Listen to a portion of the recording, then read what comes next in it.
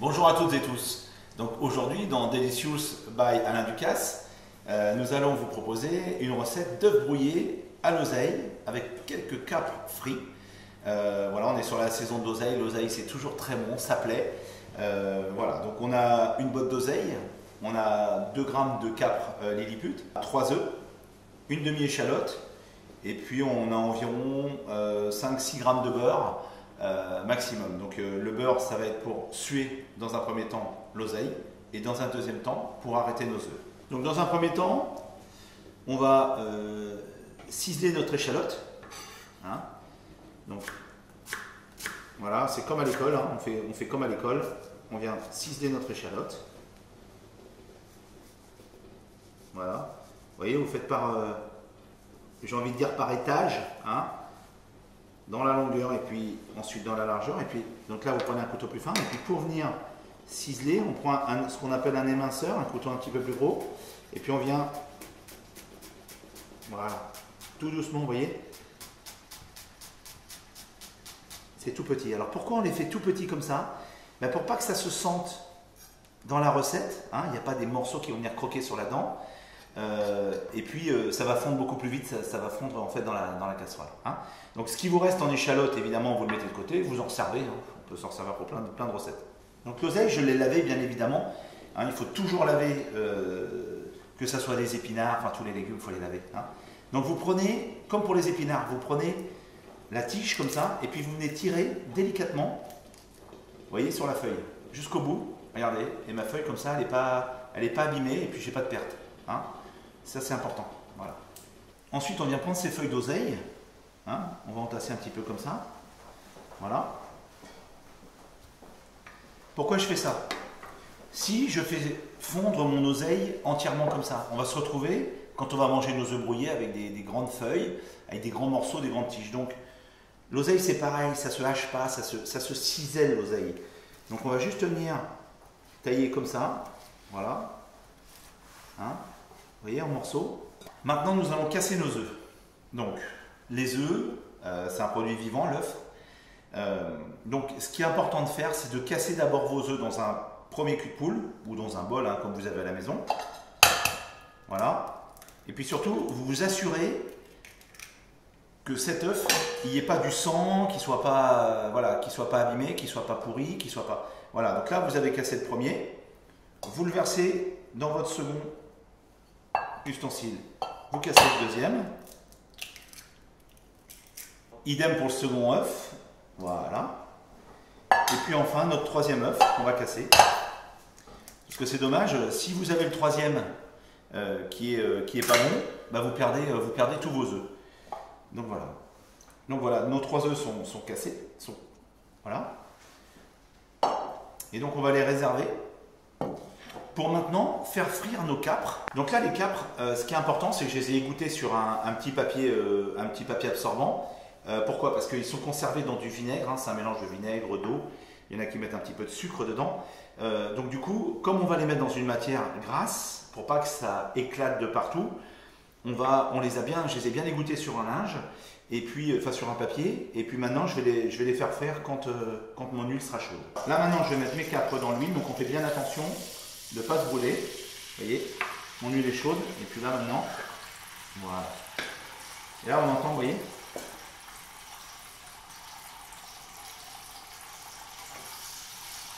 Donc là les capres, qu'est-ce qui va se passer? Ils vont éclater, ils vont devenir très croustillants. Voilà. Donc surtout vous ne les ressalez pas parce qu'ils sont déjà salés. Hein. Voilà. Et là on a nos capres frits. Maintenant, nous allons faire suer un petit peu de beurre frais. Voilà. Ensuite, je vais mettre mes échalotes à suer tout doucement. Voilà. Alors là, ça sent tout de suite bon. Hein. Dès qu'on met des échalotes comme ça, de l'ail, de l'échalote, ça sent tout de suite bon. Voilà. Donc on fait suer son échalote et on fait très attention qu'elle ne brûle pas. Parce que si l'échalote elle brûle, c'est comme l'oignon, c'est comme l'ail, ça rend tout de suite amer, c'est tout de suite amer, donc c'est pas bon. On le fait suer pour que ça soit bien digeste. On peut même le blanchir avant, hein. On le passe dans l'eau bouillante. Vous pouvez même le rincer si vous voulez. Voilà, donc là, mes échalotes, elles sont suées. Maintenant, je viens mettre tout de suite mon oseille dedans, frais comme ça. Ça va très vite ça par contre. Je viens mettre un petit peu de sel. On est des cuisiniers, on assaisonne. Je viens mettre un petit peu de poivre. Voilà.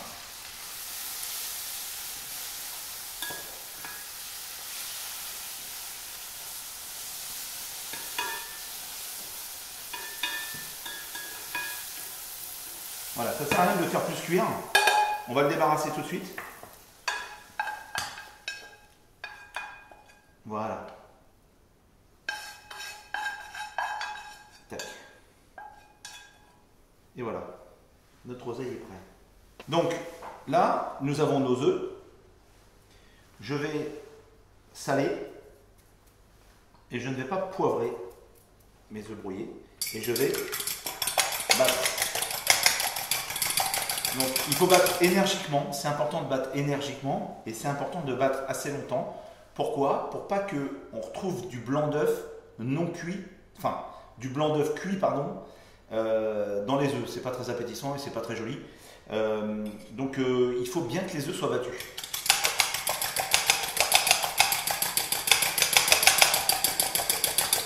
Voilà. Là mes œufs sont bien battus. J'ai fait bouillir un petit peu d'eau. Je pose ma sauteuse dans mon bac d'eau, je mets mon beurre frais. Alors pourquoi je fais ça? Parce que la vraie recette des œufs brouillés, les œufs brouillés se cuisaient au bain-marie. Depuis la nuit des temps, les œufs brouillés se cuisent au bain-marie, donc ce qui veut dire que ça doit cuire tout doucement. À la spatule, normalement. Après vous avez deux écoles, vous avez au bain-marie, c'est très long, mais ils sont meilleurs, ils seront bien meilleurs vos œufs brouillés. Donc comme on a le temps en ce moment, si vous pouvez les faire au bain-marie, c'est bien meilleur. Sinon, je vais les lancer au bain-marie et puis ensuite on va les finir au fouet sur la plaque directement à induction. Hein. Donc là je fais suer un petit peu mon beurre. Je vais fondre mon beurre, pardon. Voilà. Et puis là du coup je vais verser mes œufs.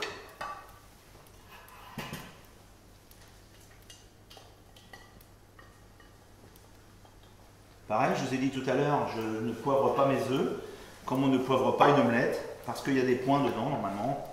Ça, c'est les codes de la cuisine. Voilà. Donc là, vous voyez mes œufs au bain-marie.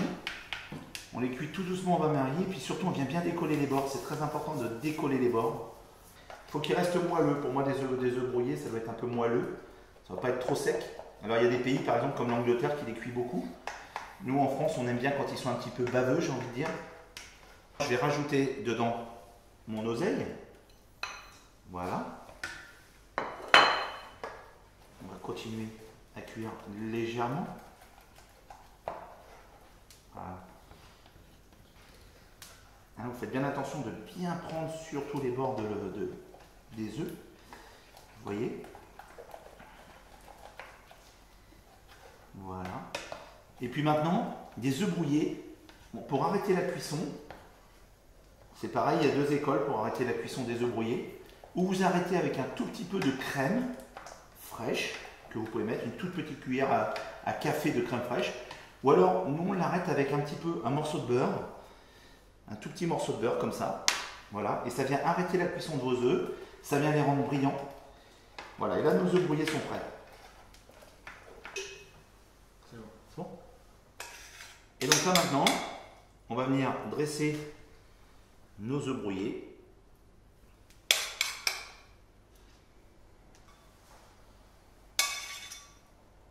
Et puis ensuite, on vient mettre quelques capres frits et sur nos œufs brouillés comme ça. Voilà. Et là, je peux vous assurer que c'est très très bon en goût.